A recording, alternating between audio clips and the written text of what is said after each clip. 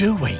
We're looking for the custodian. Well, I get that bit, Sparky, but what does the custodian have to do exactly? Oh, well, it's hard to explain with your human words, but, the custodian kind of mingles with the island, becomes a part of it. A part of the rock, the volcano? Yes, the rock, and the sea, and the animals, and plants. The custodian becomes a part of all of... And you give up being a ghost? Yeah, well, a walking around talking kind of ghost. Stop being someone who can go into the West. It's quite a sacrifice. Oh, wow.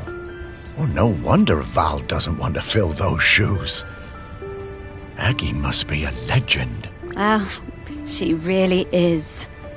I always thought there were those folks destined to be mayors and, I suppose, custodians. And then there are people like me and Val. What? Small? Morris, your heart is as... Yeah, I suppose I'm more like one of those island oddities in the museum. Yeah, and they were always the visitors' favourites. Now, we need to move on. Next up is... Ogden it is! I'm right behind you, Sparky!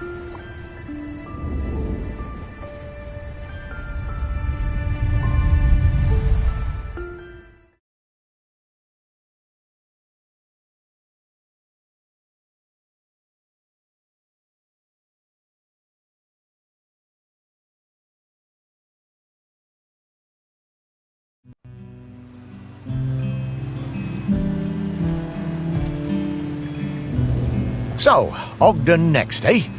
I'll be glad to see him again. His music always hurt my ears, but he was good at chin scratchers. Oh, lovely guy. Oh, look, the ferry's coming in. There'll be loads of tourists all over this quayside soon. Well, I suppose they won't get in our way much anymore, eh, girl?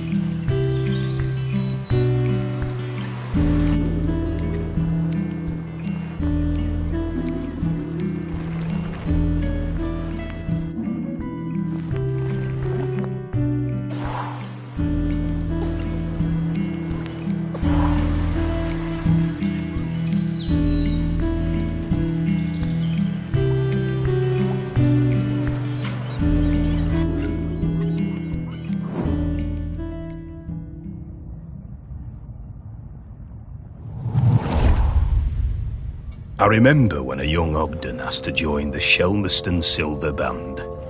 I recognised his talent immediately. He could play anything, that lad. Literally anything. Eventually he settled on the sousaphone, which he always insisted on playing with his lucky bronze mouthpiece. One evening after the Silver Band played a storming concert in the Camel, Ogden and Sally got it into their heads to go for a night swim in the harbour, young love and all that. Ogden left his mouthpiece behind, and when we came back the next morning to pack up, it had disappeared. It really rattled him. Ogden was worried he wouldn't be able to perform without it, but of course next time we played, he was just as good as ever. Didn't need any lucky mouthpiece, our Ogden. He could play anything, that lad.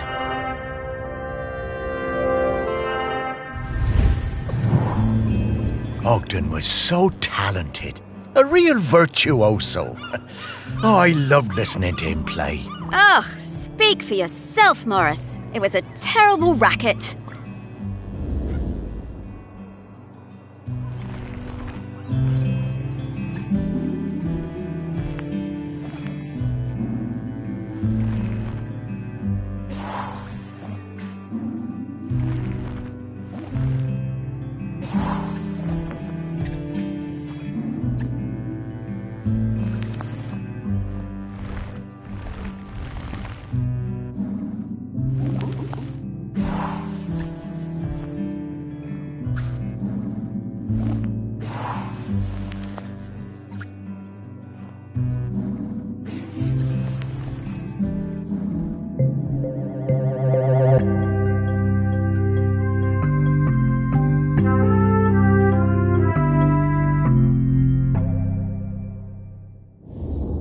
They seem to have been using it as a funnel. These bootleggers are very resourceful.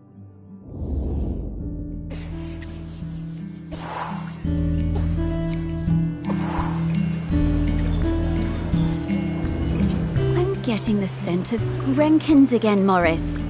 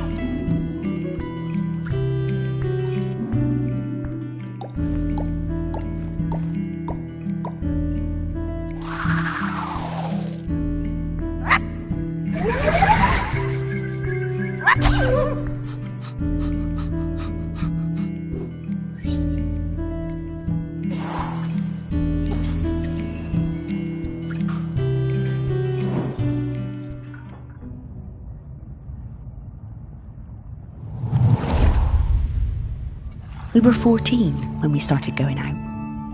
Me and my friend Cassia had started a beach clean at the weekend, and Ogden turned up with his mate Godfrey. I had no idea Ogden liked me.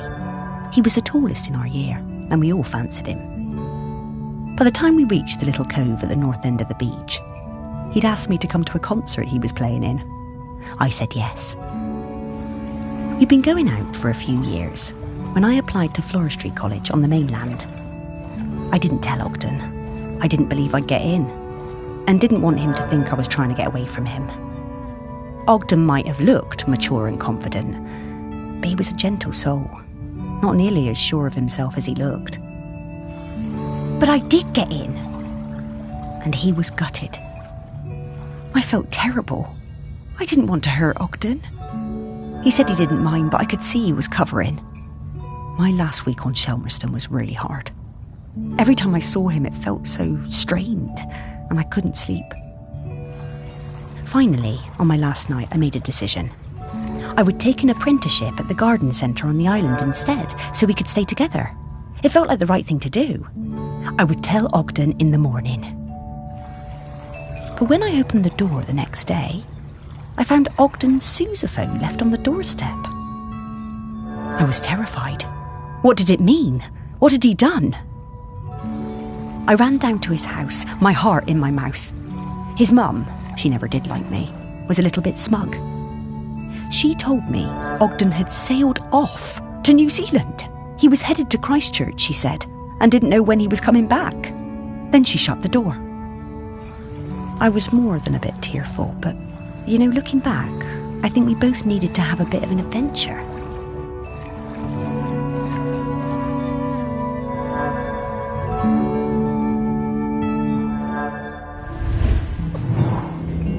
I spent a lot of time with Sally during this period. We used to meet up quite often when she returned from Floristry College and I was working at the museum. For a while I thought maybe we would get together, but she always seemed a bit out of reach, sort of distracted. Well, it makes sense now.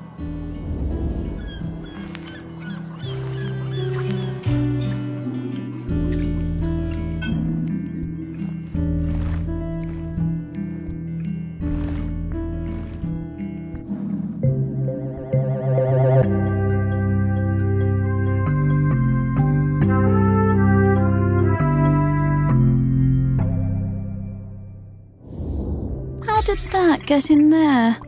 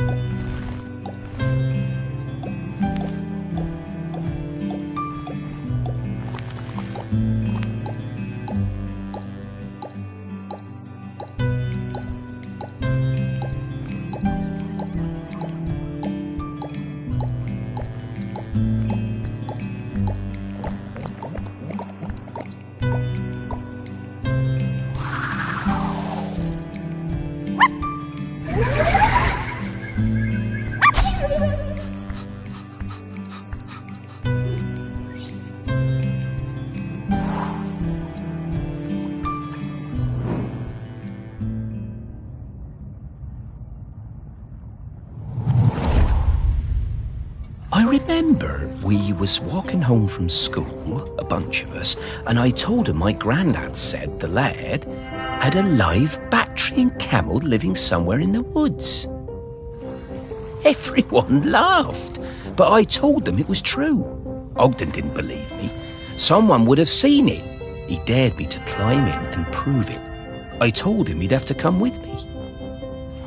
Sneaking past the big house, we were almost caught by the gamekeeper and had to run, hell for leather, for the woods. We reached the trees out of breath. I was bent double and leant against a tree. Ogden had better breath control and he recovered quickly. He saw it first. The clouds parted, the moon shone down, and Ogden gasped, and then I did too. Was it? It was. The next day, we were kicking ourselves. We had no proof. No one was going to believe us. But we knew what we saw.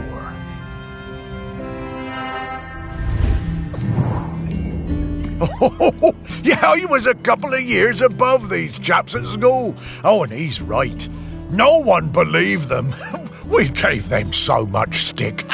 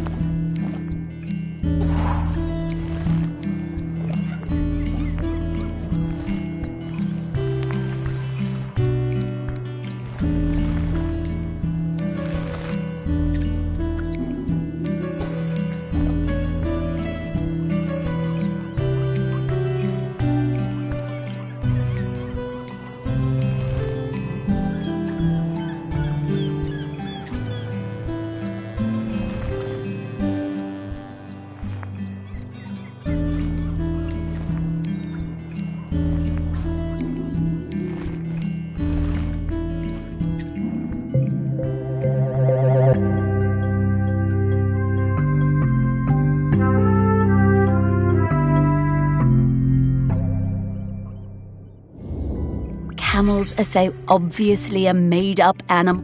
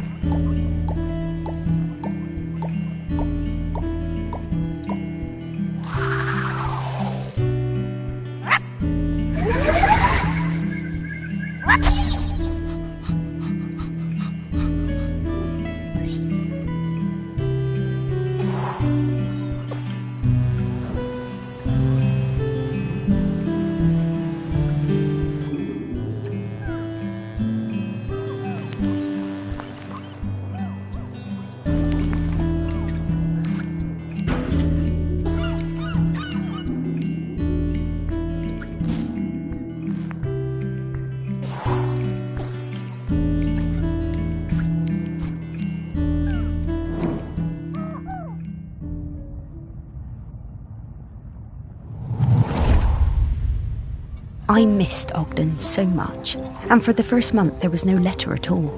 I took my place at college on the mainland without knowing how he was feeling. It was a shock how low it made me, even though I was working with flowers, my dream job. I threw myself into making friends and working as hard as I could. I wondered about him travelling the world, without me and without his sousaphone. What he was doing, how he was feeling. Then the letters started arriving, and it was amazing. Each one came with a penny from a different country. One from Valparaiso, another from Dakar. I wrote back and told Ogden about my course, trips to Kew Gardens, which were amazing.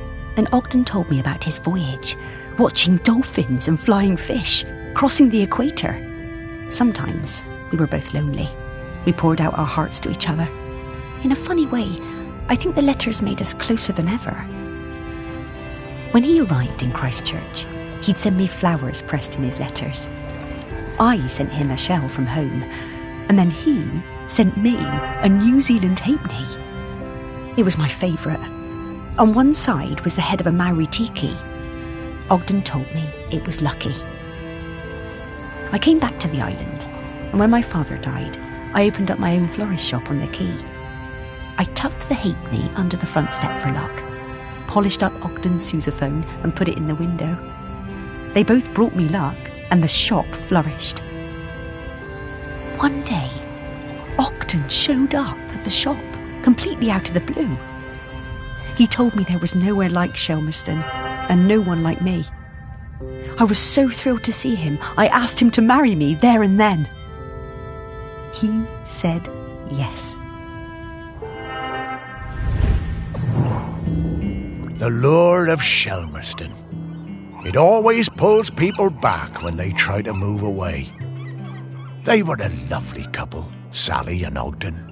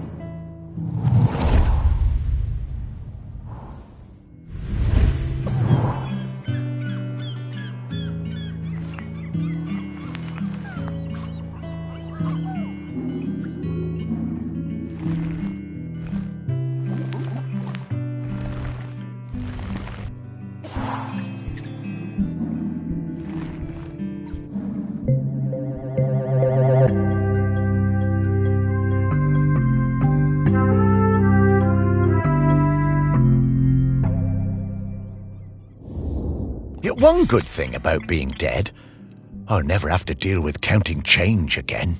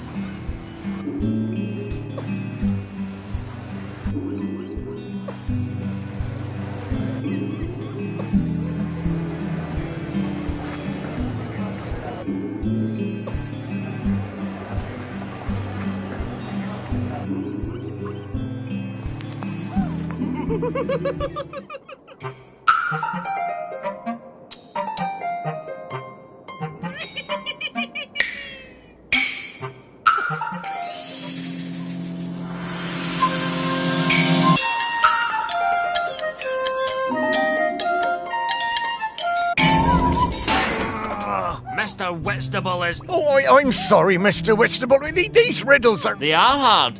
Maybe unfair too, but hey... No, I'm sure OK, Morris, I'll give you another chance. You'll have to go back and choose which riddle you want to look for, and then think will do. Oh, thanks, Mr... Morris!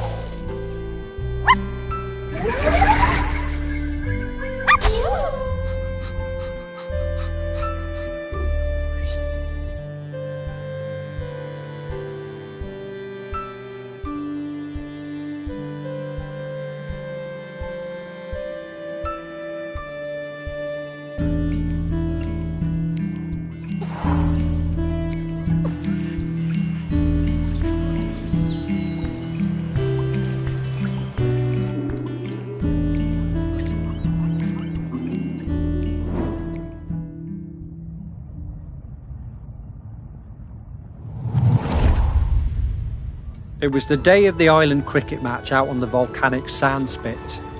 We had lost to Appledore for the past 3 years and it was my first year as captain. I didn't want another loss on my watch. Ogden had just come back from New Zealand and told me he'd be up for it. I wasn't sure. I remembered Ogden from school. He was lanky and good in the field, but batting... not sure. Ogden showed up with his own bat. He told me he'd won it in a pub in Dunedin and that it had belonged to a famous New Zealand player.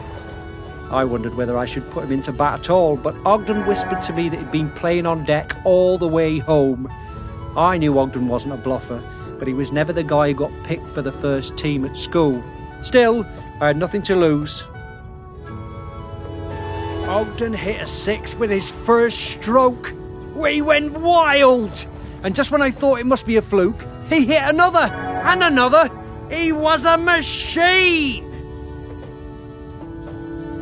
Ogden hit so many cricket balls out into the sea that we had to stop play. We'd run out. It was a stunning win, and we carried Ogden back across the sand and into the Camel. Even though he'd won the match pretty much single-handedly, he insisted it was all down to the bat and plenty of practice. Ogden was solid gold.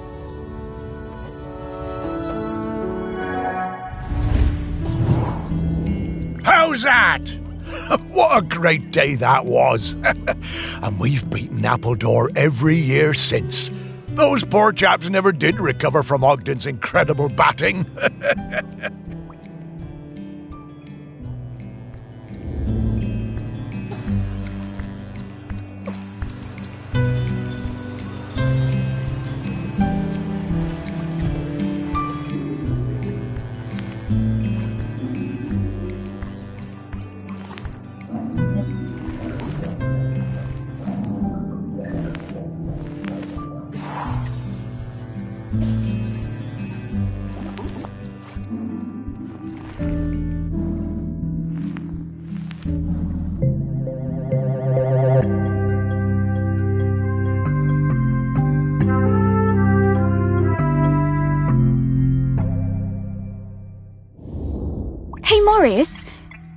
when we found one of these heavy balls on the beach and I dropped it on your toe?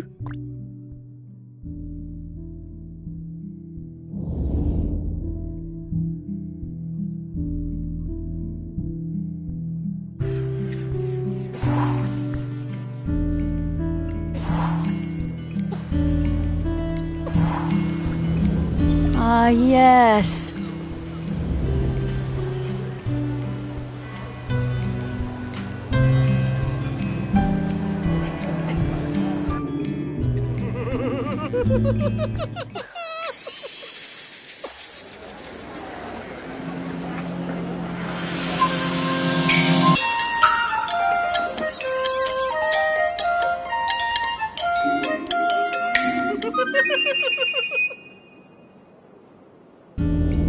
Ah, yes, you solved it!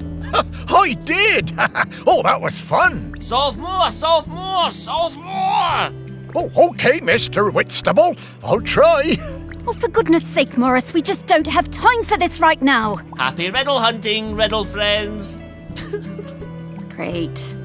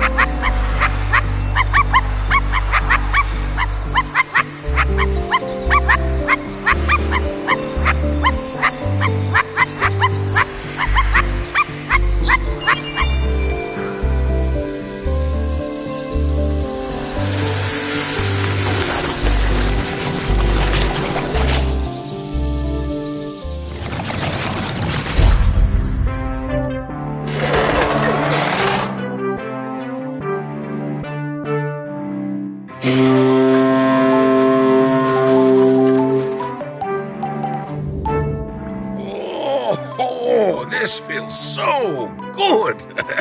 Terrific to see you, Morris. Oh, it's great to see you too, mate. Have a stretch, Ogden. Sparky! Owner of the very finest singing voice on... Well, it's about the custodian. Ah, yes.